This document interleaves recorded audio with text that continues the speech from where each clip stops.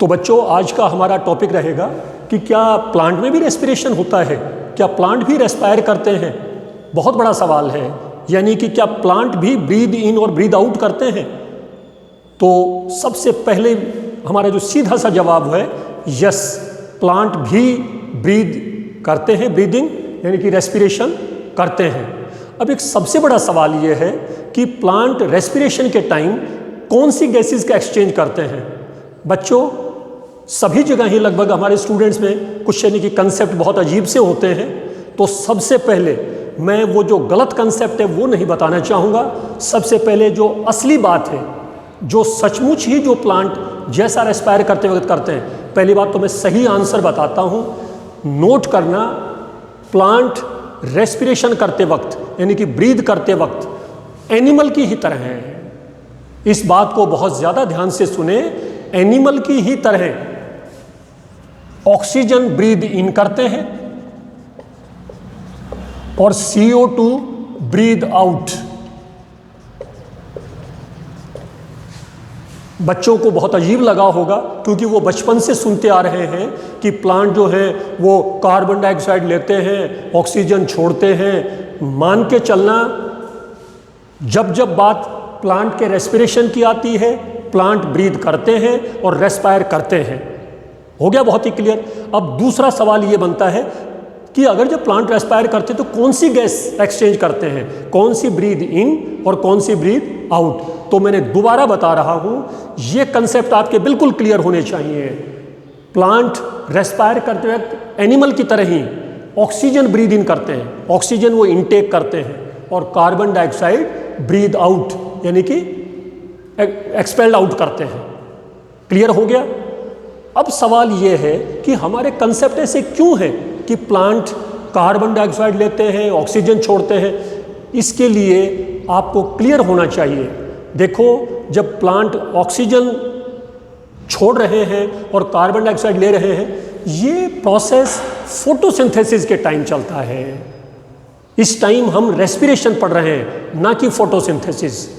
Note कर लेना, plant जब फोटोसिंथेसिस कर रहे होते हैं, यानी कि जब वो अपना भोजन बना रहे होते हैं और वो सनलाइट में, सिर्फ दिन के टाइम में, जब क्लोरोफिल की मदद से जब वो सनलाइट में अपना फूड प्रिपेयर कर रहे हैं, ग्लूकोज बना रहे हैं, यानी फोटोसिंथेसिस कर रहे हैं, तब तो जैसे आपके कंसेप्ट थे वही है। CO2 ले रहे हैं, ऑक्सीजन बाहर छोड़ रहे हैं। लेकिन बच्चों, इस टाइम हम फोटोसिंथेसिस नहीं पढ़ रहे, हम पढ़ रहे हैं प्लांट की रेस्पिरेशन। तो ये तो बहुत क्लियर हो गया ना कि हाँ, एक चीज़ याद रखें, इसका मतलब दिन में क्योंकि सनलाइट होती है, क्लोरोफिल की मदद से वो फोटोसिंथेसिस कर रहे होते हैं, इसका मतलब उनको दिन में भोजन बनाने में यानी कि फोटोसिंथेसिस करते वक्त CO2 की बहुत ज़्यादा ज़रूरत होती है। इसलिए वो ऑक्सीजन लेते नहीं बल्कि कार्बन डाइऑक्साइड ले लेते हैं, क्योंकि उन्होंने फोटोसिंथेसिस भी तो करना है ना दिन में। तो हालांकि रेस्पायर करते वक्त वो ऑक्सीजन ही ले रहे हैं, लेकिन दिन में क्योंकि उनको CO2 की बहुत ज़्यादा ज़रूरत है फोटोसिंथेसिस में, इसलिए वो CO2 को बाहर नहीं छोड़ते बल्कि अपने पास ही रख लेते हैं और फूड प्रिपेयर करते हैं। लेकिन रात को तो सूरज नहीं होता, इसका मतलब रात को फोटोसिंथेसिस प्लांट नहीं कर पाते। तो फिर क्या करते हैं? रात को बच्चों याद रखना, क्योंकि फोटोसिंथेसिस का प्रोसेस नहीं होता, इसलिए प्लांट रेस्पायर करते वक्त वही यूजुअल जैसे एनिमल करते हैं, ऑक्सीजन ब्रीद इन और कार्बन डाइऑक्साइड ब्रीद आउट। इसका मतलब हमारे कंसेप्ट में क्या बना? दिन में at the day time plant CO2 ले रहे हैं और ऑक्सीजन छोड़ रहे हैं। कारण दिन में उन्होंने फोटोसिंथेसिस भी करना है। हाँ, रेस्पायर के टाइम तो वो ऑक्सीजन ही लेते हैं और CO2 ही छोड़ते हैं। तो प्लांट दिन में भी रेस्पायर कर रहे हैं, रात को भी कर रहे हैं, लेकिन क्योंकि दिन में उनको फोटोसिंथेसिस भी करना होता है, इसलिए हमें ऐसा लगता है कि वो CO2 को ज़्यादा ले रहे हैं। क्यों? उनको ज़रूरत है इस बात की। तो इस वजह से, और ऑक्सीजन जो है वहाँ पे बाई प्रोडक्ट के तौर पे बनता है फोटोसिंथेसिस में, वो हमारे लिए वो रिलीज़ कर देते हैं इसलिए। लेकिन बात रेस्पिरेशन के टाइम की मत भूलिएगा। और रात को रेस्पिरेशन के टाइम वही नॉर्मल ऑक्सीजन ब्रीद इन और carbon dioxide breathe out. Photosynthesis वो रात को करते नहीं, इसीलिए आप लोगों को सलाह दी जाती है कि रात के टाइम आमतौर पे पेड़ों के नीचे नहीं सोना चाहिए। क्वेश्चन कई बार आ जाता है, सिर्फ इसीलिए आ जाता है कि रात को अगर हम पेड़ के नीचे सोएंगे तो फिर रेस्पिरेशन के मामले में तो हमारा और उनका कंपटीशन हो जाएगा प्लांट का। प्लांट को भी रात को ऑक्सीजन ही चाहिए, हमें भी रात को ऑक्सीजन ही चाहिए, तो फिर कैसे बात बनेगी। इसका मतलब हमें थोड़ा सा हमें बचाव रखना चाहिए। तो प्लांट की रेस्पिरेशन का ये क्लियर टॉपिक समझ में आ गया होगा। दूसरी बात, क्या प्लांट की रेस्पिरेशन और एनिमल की रेस्पिरेशन बिल्कुल सिमिलर है? दो तीन छोटे छोटे डिफरेंस है, ये कंसेप्ट हमारा क्लियर होना चाहिए कि आफ्टर ऑल क्या डिफरेंस है। तो बच्चों सबसे बड़ी बात ये है, हालांकि मैं ये वाला पॉइंट पहले बताना पसंद करूंगा कि प्लांट के अंदर कोई एलोबरेट सिस्टम नहीं है, जैसे एनिमल्स में होता है ना, रेस्पायर करने के लिए पूरा रेस्पिरेटरी सिस्टम होगा, पूरा ब्रीद इन ब्रीद आउट करने के लिए बाकायदा एलोबरेट, एक बहुत उन्नत, बहुत एक developed, highly developed system. Plant के अंदर ऐसा नहीं होता। तो ये बात हम दोबारा भी फिर बता देंगे। तो जरा कुछ डिफरेंस देखिए, कोई इतने ज़्यादा वो नहीं है, हमारी खूब समझ में भी आ जाएंगे, लेकिन एक स्टूडेंट को पता होना चाहिए कि दूसरे एनिमल्स में और प्लांट के रेस्पिरेशन में छोटे मोटे क्या दो तीन अंतर हैं। सबसे पहला अंतर, प्लांट जो है वो डिफ्यूजन से, एक्सचेंज ऑफ गैसेस किस बात पे करते हैं? डिफ्यूजन से। डिफ्यूजन आप जानते हो, इसके लिए कंसंट्रेशन ग्रेडियंट चाहिए, यानी कि बाहर अगर कंसंट्रेशन ग्रेडियंट हाई है, अंदर यानी कि लो है, तो बाहर से गैस इनसाइड में चली जाएगी। तो सिंपल डिफ्यूजल प्रोसेस से होता है प्लांट के अंदर। दूसरी बात, जो सबसे जो इंटरेस्टिंग डिफरेंस है वो ये आपको याद रहना चाहिए, यहाँ से कोई ना कोई क्वेश्चन भी आ सकता है बोर्ड के पेपर में। Different part of plant respire separately, यानी कि प्लांट के जो अलग अलग जितने पार्ट हैं वो सभी डिफरेंट सिस्टम से सांस ले रहे हैं। जैसे कि ये मैंने एक डायग्राम बना रखा है, इससे आप समझ सकते हैं।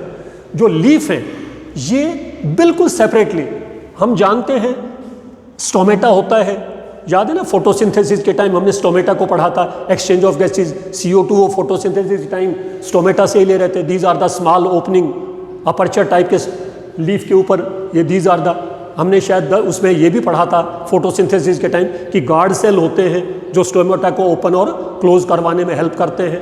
तो स्टोमेटा, तो लीफ जो है एक्सचेंज ऑफ गैसेस रेस्पायर करते वक्त भी स्टोमेटा के द्वारा लेते हैं। जो स्टेम है वो बिल्कुल सेपरेटली, उसका अलग सिस्टम है। स्टेम के अंदर बच्चों ये वर्ड नोट कर लेना, एक लेंटिसेल्स, एक ये क्लियर कट ये वर्ड याद रखना। कल को पूछे what are lenticels, these are the small aperture, यानी कि ये छोटे छोटे छिद्र हैं जो स्टेम में होते हैं, खास तौर से ओल्ड स्टेम में।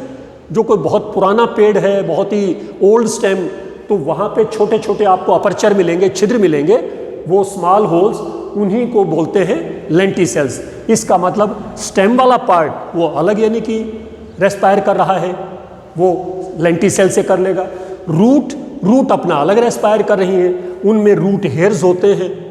तो एक चीज़ आपने क्लियर कट नोट कर ली होगी कि प्लांट के अंदर डिफरेंट पार्ट जो है वो डिफरेंट, यानी कि अपने सेपरेटली एक्सचेंज ऑफ गैसेस करते हैं। तो ये पेपर में आमतौर पे एक तो लेंटिसेल्स का बहुत आता है, या तो लेंटिसेल्स क्या है, या ओल्ड उसमें जो स्मॉल अपर्चर होते हैं उनको, उन अपर्चर्स को क्या बोलते हैं। तो ये लेंटिसेल्स वर्ड याद रखना। रूट का पता ही चल गया, दोबारा बता देते हैं। रूट में रूट हेयर से वो एक्सचेंज ऑफ गैसेस करते हैं, स्टेम के अंदर वो लेंटिसेल से करते हैं, लीफ के अंदर वो स्टोमेटा से करते हैं। इसी बात को ध्यान में रखते हुए ये एक पॉइंट निकल के आता है, इसका मतलब एक्सचेंज ऑफ गैसेस वो सेपरेटली कर रहे हैं, तो उनको गैसेस बहुत दूर तक, यानी कि वहाँ तक ट्रांसपोर्ट करने की ज़रूरत नहीं है। यानी कि ये नहीं कि स्टोमेटा को जो है वो ऑक्सीजन रूट्स तक भेजनी है, रूट को ऑक्सीजन स्टेम तक या लीफ तक भेजनी है, ऐसा कुछ नहीं है। क्यों? रूट अपनी अलग यानी कि रेस्पायर कर रहा है, स्टेम अपनी अलग कर रहा है। इसका मतलब लॉन्ग डिस्टेंस तक उनको ट्रांसपोर्टेशन नहीं करनी, इसीलिए ये एक स्लो प्रोसेस है। जो हम डिफरेंस देख रहे थे कि एनिमल का और प्लांट का रेस्पिरेशन में क्या डिफरेंस है, तो एक प्लांट के अंदर स्लो प्रोसेस है, जबकि एनिमल की दुनिया में बहुत ही फास्ट प्रोसेस है। और फिर एक वो दो लाइन हमने शुरू में भी बात करी थी, उनके अंदर एलोबरेट सिस्टम है एनिमल्स में, प्लांट के अंदर कोई एलोबरेट सिस्टम नहीं है, कोई उन्नत और डेवलप्ड कोई ऐसे रेस्पिरेटरी सिस्टम नहीं है। और ये प्लांट के ये 3-4 छोटे छोटे डिफरेंस थे। ये लाइन आपने बहुत अच्छी तरह से याद कर लेनी है। मैं फिर दोबारा बार बार बता रहा हूँ कि ये स्लो प्रोसेस है, कोई एलोबरेट सिस्टम नहीं है प्लांट में, वो डिफ्यूज़न से यानी कि रेस्पायर करते हैं। ये तो बड़ी कॉमन बातें थी, लेकिन सबसे खास बात यह है कि प्लांट के जो डिफरेंट यानी कि ऑर्गन्स हैं, डिफरेंट जो पार्ट्स हैं, वो सेपरेटली करते हैं। और लगभग एक खास बात जो आपकी किताबों में भी लिखी हुई है कि प्लांट के हर पार्ट ओपन एक्सपोज्ड है, डायरेक्ट यानी कि एटमॉस्फेयर के कांटेक्ट में है, यानी कि लीफ डायरेक्ट एटमॉस्फेयर के कांटेक्ट में है, स्टेम डायरेक्ट एटमॉस्फेयर के, रूट भी ऑक्सीजन के डायरेक्ट यानी कि एक्सपोजर में है। तो इसीलिए कोई एक्सपोजर इसमें एलोबरेट सिस्टम बनाने की कोई ज़रूरत नहीं पड़ी और वो बाकायदा रेस्पायर करते हैं। तो बच्चों, ये तो था हमारा प्लांट का रेस्पिरेशन का टॉपिक।